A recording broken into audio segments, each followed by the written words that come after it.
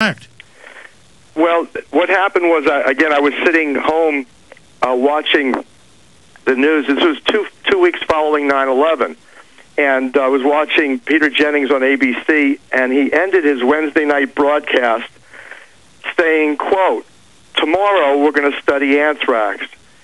Tomorrow we're going to have a look at anthrax. We're going through your fears one by one, day by day. Good night." And so I go, whoa, man, I got to tune into this because I've been studying anthrax for about 3 years. And so the next night was an infomercial, a half-an-hour infomercial for Bayer Corporation Cipro. Cipro was a totally toxic drug. It was the only drug speciously selected by the FDA. So you were seeing the pre-advertising for the attack that was coming, a huge promotion of this helps you with anthrax, and you're going, why would anybody need that? That's pretty obvious. Yeah, because literally you could go to Italian food restaurants, eat a lot of garlic, and be protected against anthrax. You didn't need to take Cipro at a cost of $700 for a 60-day supply that was neurotoxic, and it was obvious it had never been tested in And young you said children. it was neurotoxic at the time. That's now admitted, and Japan's banned it. Well, exactly. I mean, this is the same thing we see over and over and over again. Look at limericks. Look at the Lyme vaccine. It was totally toxic. We knew it was going to cause 26% of the people that got it is going to suffer from Lyme disease after getting it. We saw the same thing coming with Vioxx, hideously toxic. And so and the same thing right now with the squalene and the adjuvant additives within the flu vaccine, totally untested. The reports are coming in. The governments are issuing reports to neurologists saying, be on the lookout for tremendously increased caseloads of Guillain-Barré neurological impairments and autoimmune diseases following the flu vaccine. So we know what's going to happen. You've got to be an absolute idiot not to know how toxic these vaccines are. And we're going to get into the vaccines, but specifically, I want to go through those 4 points. We've got you for another 45 minutes. Dr. Horowitz, then the FBI doesn't listen to you at the time, though, when you first try to warn them. Then they show up months later. Yeah, I mean, it's total hypocrisy because they were advertising $1 million reward for anybody that would give them the information necessary to apprehend the varmints. And what I did was I led them to the Battelle Memorial Institute in West Jefferson, Ohio, which is a one-stop shopping mall for anything military and biological weapons. I also led them to the anthrax ace, William Patrick III, CIA operative, #1 bioweapons developer for anthrax, and the Russian dissident defector, Ken Alibek, alias. He was working with the CIA, and the CIA's project was called Clear Vision. All of that came out ultimately, mostly by my prodding. William Broad of the New York Times did us a favor. I hounded him to expose the Battelle Memorial Institute. So even in the New York Times, he came out with Clear Vision being the CIA operation by which the anthrax that was totally unique, just like this H1N1 is completely unique. I'm telling you, there's no possible way that it was anything but a laboratory creation, and any fool will know. How else could you possibly get an Asian chicken virus recombined with a Mexican swine pig virus, recombined with a dead corpse from 1918 Spanish flu virus, recombined with what's going on right now with a normal flu, into the population, have it infect 2 children initially in Southern California, living 100 miles apart, that never met each other. Then a couple days later, they never went to Mexico. Mexicans didn't come visit them. Suddenly you've got the same, totally unique, never before seen, extraordinary virus breaking out in Mexico. Well, sir, what about foot and mouth in 2001? It pops up in over 30 locations from Scotland to Cornwall, from the south of England to the north in the same 2-day period.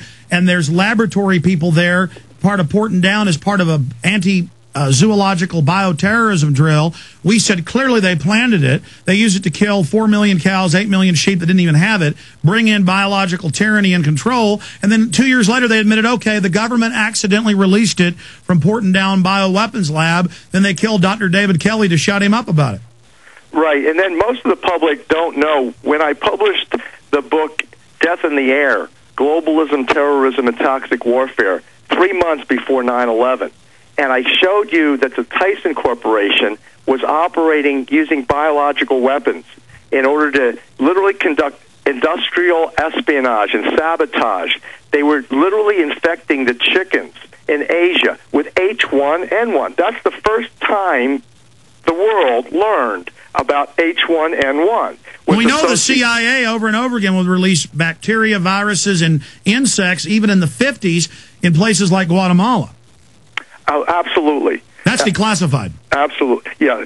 So, what we've done is we've exposed the heart of the beast with hard, cold documents that really are compelling, and that we ask everybody to go to the fluscam.com website, read the affidavit, make copies of it. If you have people that can bring injunctions and or lawsuits against those who are perpetrating this fraud and literal genocide, it is definitely not a term that we use sensationally.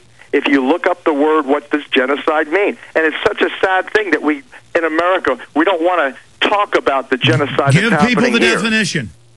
The definition is, quote, the mass killing or enslaving of people for profit, politics, and or ideology, end quote, Webster's Dictionary.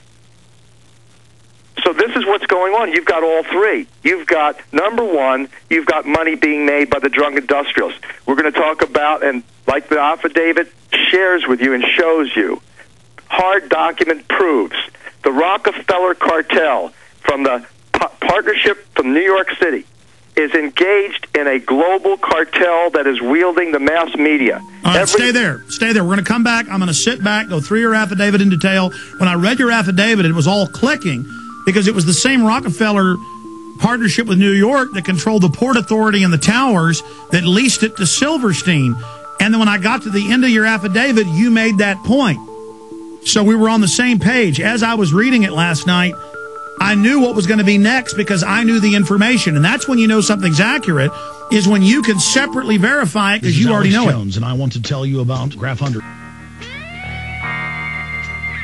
Regular Army and National Guard are running checkpoints with police dogs barking at women and children all over Pittsburgh, Pennsylvania, ahead of the world's criminal rulers, the G20 arriving in 2 days. I'm sending a crew. Okay, Dr. Horowitz, continuing, sir, with the points you were making to me during the break. Let's get into your affidavit in detail, the proof, the facts. You've got the history of the Rockefellers. They're always involved in this. And then where we go from there. Go ahead. So, again, the heart of the beast is in New York City. And the Rockefeller Trust is engaged with the world's most powerful man on Wall Street, and especially the media. The people that wield the media and the mass mind are heavily engaged in the trust that is the most powerful biotechnology trust in the world. It's really these are the people that literally make the markets for healthcare. They make and break markets. These are the people that are suppressing the alternative natural remedies, the Codex Alimentarius legislation. These are the people that have created the markets. Of course, you've seen the security market after 9/11 and all this terrorism. All this is how they operate to create the markets to advance their financial as well as political agendas. So who are they? Well, now they have some names. And in terms of the politicians that are involved, gee whiz, you've got obviously John Holdren, who's calling for depopulation through vaccinations in his early book, where he's working with Barack Obama. And so the question becomes, all right, you've been talking about Council on Foreign Relations and those members of that. You've been talking about Henry Kissinger, the connections to Nelson Rockefeller. Well, here is, for the first time, really hard, cold documents that show the intimate relationships between Rockefeller cronies and literally this H1N1 swine flu fright, which is a complete fraud.